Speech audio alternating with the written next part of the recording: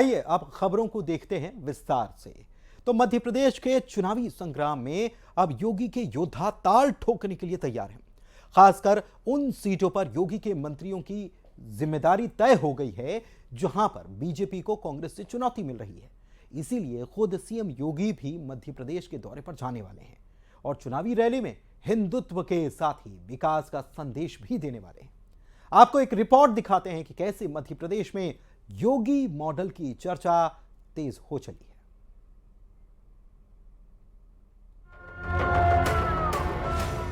2024 में एनडीए की पूर्ण बहुमत की सरकार बने। उत्तर प्रदेश के मुख्यमंत्री एक बार फिर डिमांड में हैं। योगी दांव से मध्य प्रदेश और राजस्थान के रण को फतह करने की रणनीति पर काम शुरू हो गया है। एमपी में योगी मॉडल से सियासी समीकरण को साधने की कोशिश की जा रही है और जिम्मेदारी यूपी के मुख्यमंत्री के साथ ही यूपी के तमाम मंत्रियों को दी गई है।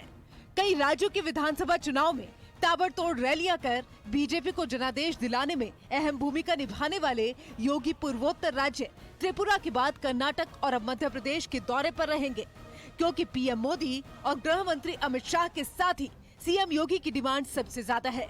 ये डिमांड इसलिए भी है क्योंकि यूपी में बेहतर कानून व्यवस्था है। योगी का नया बुलडोजर मॉडल हिट है। गैंगस्टर एक्ट और एनएसए, जीरो टॉलरेंस की नीति, माफियाओं पर एक्शन। बीजेपी इस चुनाव में ऐतिहासिक जीत दर्ज कराने के लिए अपने स्टार नेताओं की फौज जमीन पर उतारने जा रही है, जिसमें सीएम योगी के साथ ही कमान यूपी के कई मंत्रियों और संगठन के पदाधिकारियों को दी गई है। इन राज्यों में सीएम योगी आदित्यनाथ की कई रैलियां होंगी।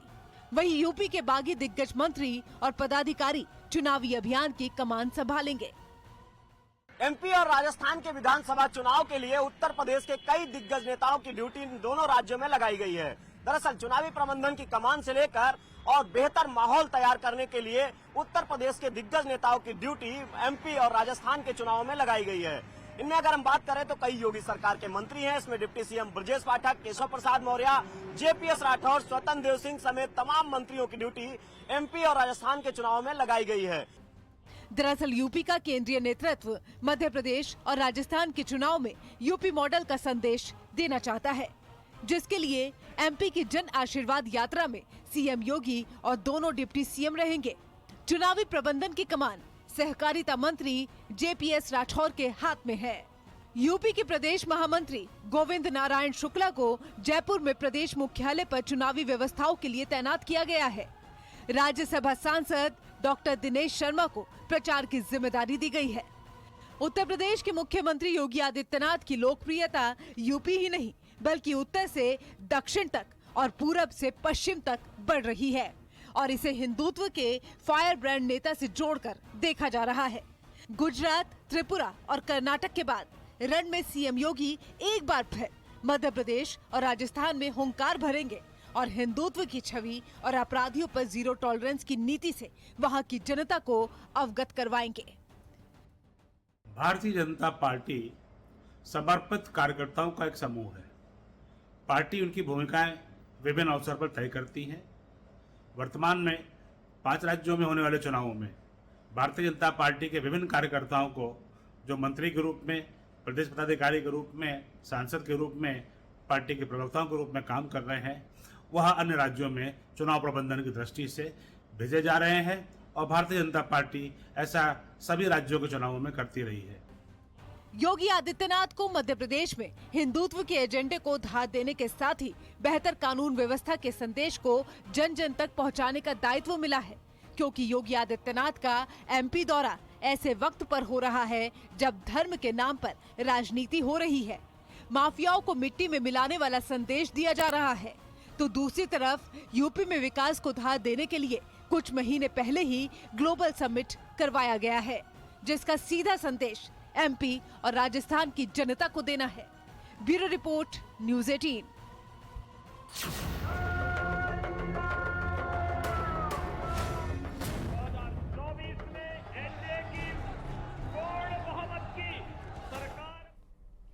बढ़ते आगे, कनाडा के लिए खालिस्तान का खेल अब उसके लिए आग साबित हो रहा है।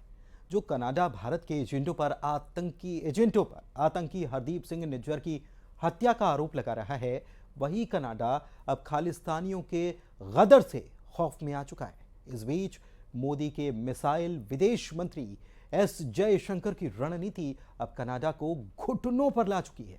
कूटनीति के महारथी की तरह जयशंकर ने संयुक्त राष्ट्र महासभा से इतर दूसरे कार्यक्रमों में कनाडा को जवाब दे दिया है।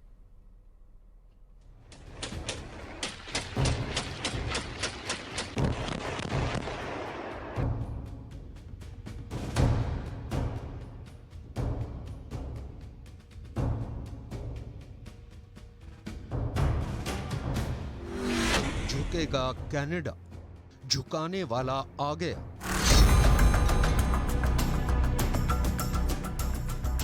ये आज का कनाडा है जो पाकिस्तान की खुफिया एजेंसी आईएसआई के इशारे पर खालिस्तानी आग से खेल रहा है।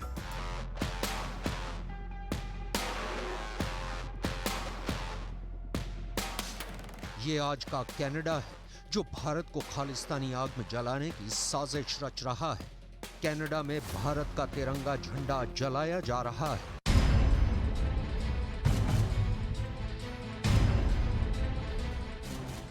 ये आज का कनाडा है जहां भारत के दूतावासों को घेरा जा रहा है। हिंदुओं को कनाडा छोड़ने की धमकियां दी जा रही हैं।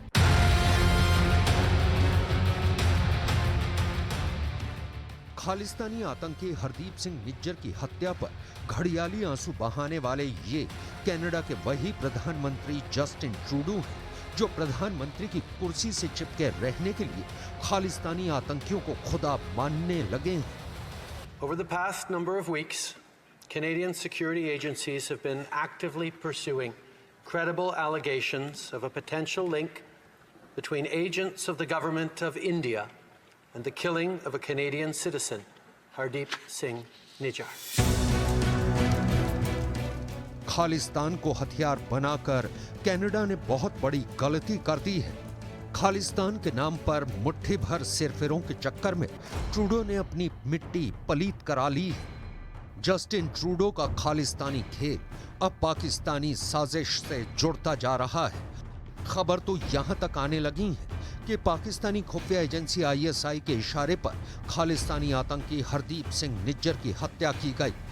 अब आप जरा ये देखिए कि कैसे एक आतंकी की हत्या को कनाडा के प्रधानमंत्री ने भारत के खिलाफ खालिस्तानी हथियार बनाने की कोशिश की है। आईएसआई की खालिस्तानी साजिश, कनाडा बना पाकिस्तान।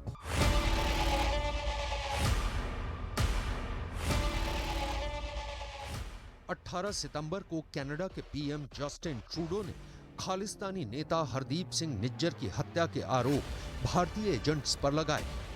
20 सितंबर को खालिस्तानी नेता गुरपतवंत सिंह पन्नू ने हिंदुओं को कनाडा छोड़ने की धमकी दी। 25 सितंबर को खालिस्तानी समर्थकों ने वैंकूवर में भारतीय दूतावास के सामने तिरंगे को फाड़ दिया।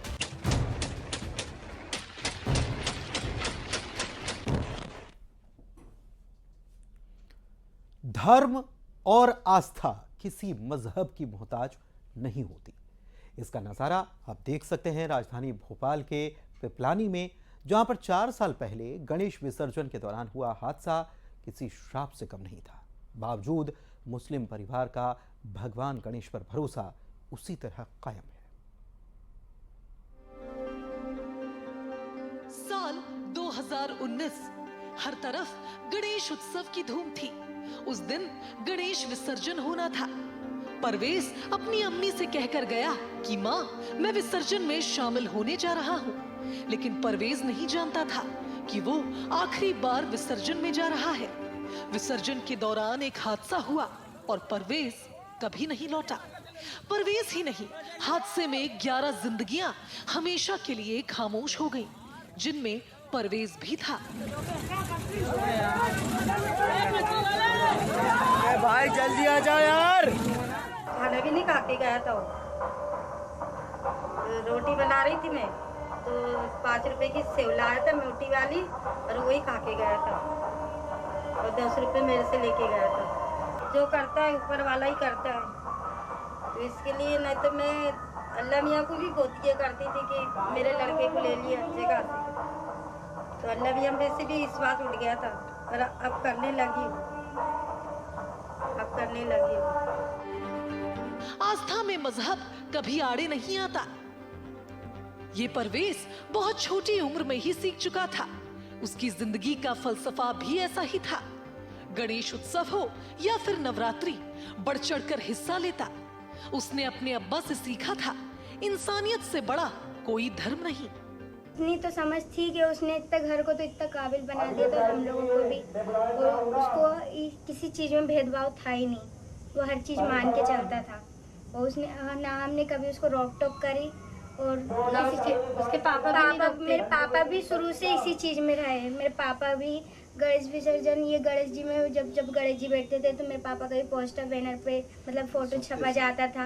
हर चीज में मेरे पापा भी शामिल हर चीज में होते थे। अम्मी का यकीन, बहन का भरोसा, परवेज का सपना था कच्चे मकान से निकलकर पक्के आशियाने में बसना। लेकिन नियति को कुछ और ही मंजूर था। मैं सबसे अच्छी रही। काम पे जाती थी ना तो निजाम दिन बक के आता था। मेरी मम्मी को भी मना करता था कि अम्मी तुझे काम पे जाने की जरूरत नहीं है, मैं करूँगा तेरा पूरा जो भी तेरी जरूरत है मैं करूँगा। मेरी मम्मी को खींच के ले आता था वो काम पे से कि मत जा। ये चीजें उसकी बहुत याद आती है और कभी उसका फोटो देख ले तो और याद आती है।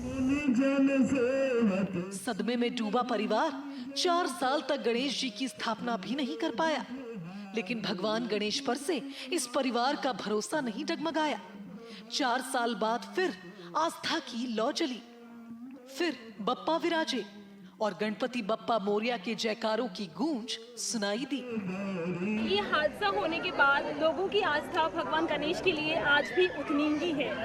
इस हादसे में शामिल परवेज जो थे, जिन्होंने अपनी जान गंवा दी, एक मुस्लिम समुदाय से होने के बाद भी वो भगवान पे पूरी आस्था रखते थे। उनका परिवार भी आज उतनी ही भगवान के लिए आस्था रखता है।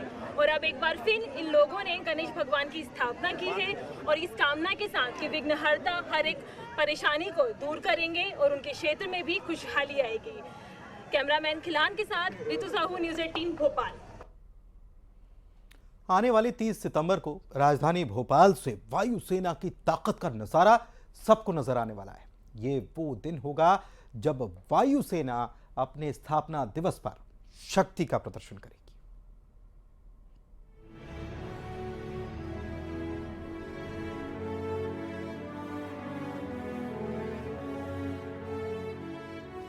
राजधानी भोपाल तैयार है, वायुसेना भी तैयार है, पायलट्स भी तैयार हैं और वो विमान भी तैयार हैं जो हवा में करतब दिखाने को बेकरार हैं।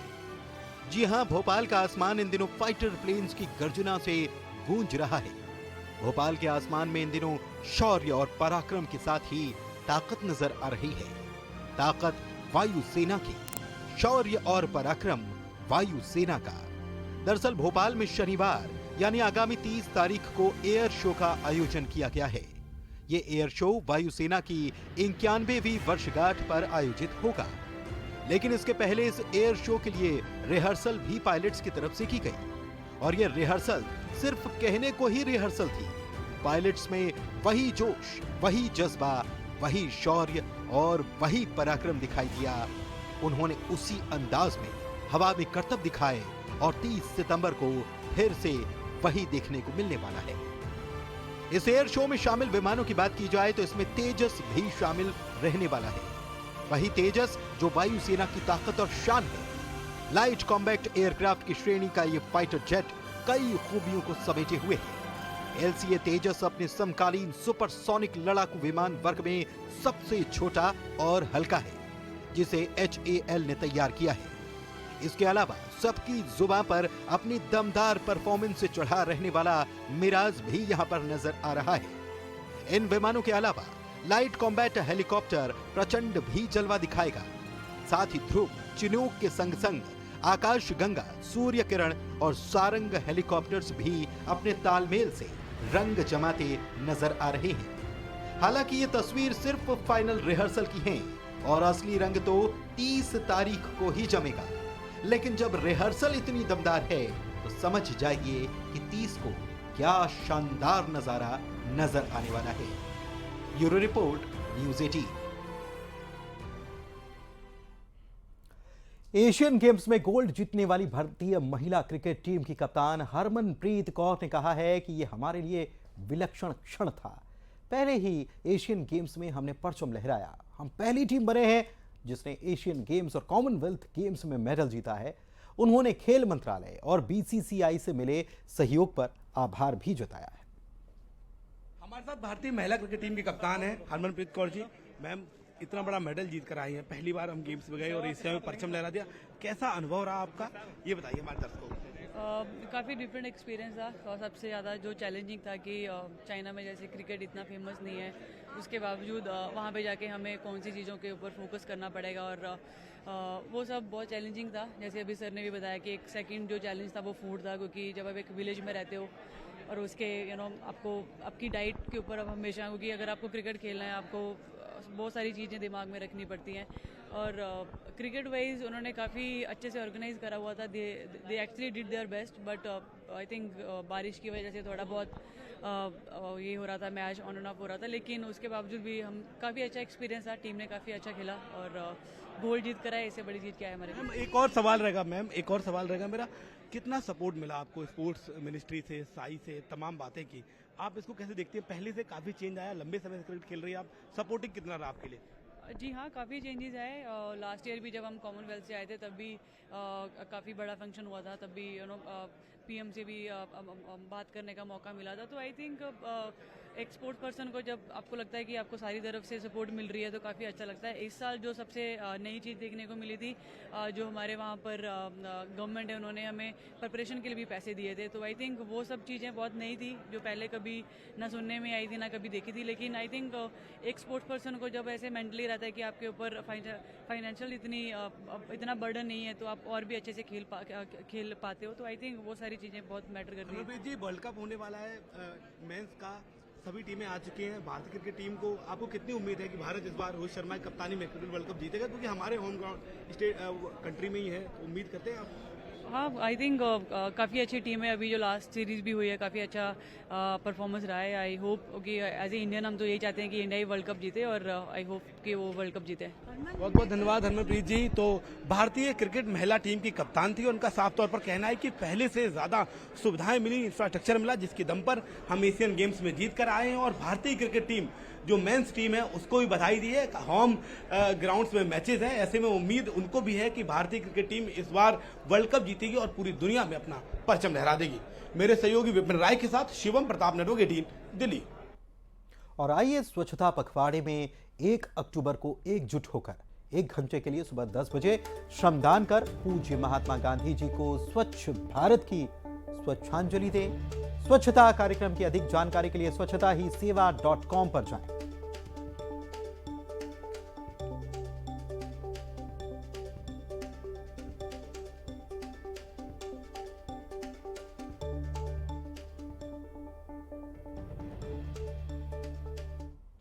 और इसी के साथ इस बुलेटिन में फिलहाल इतना ही। खबरों का सिलसिला जारी है।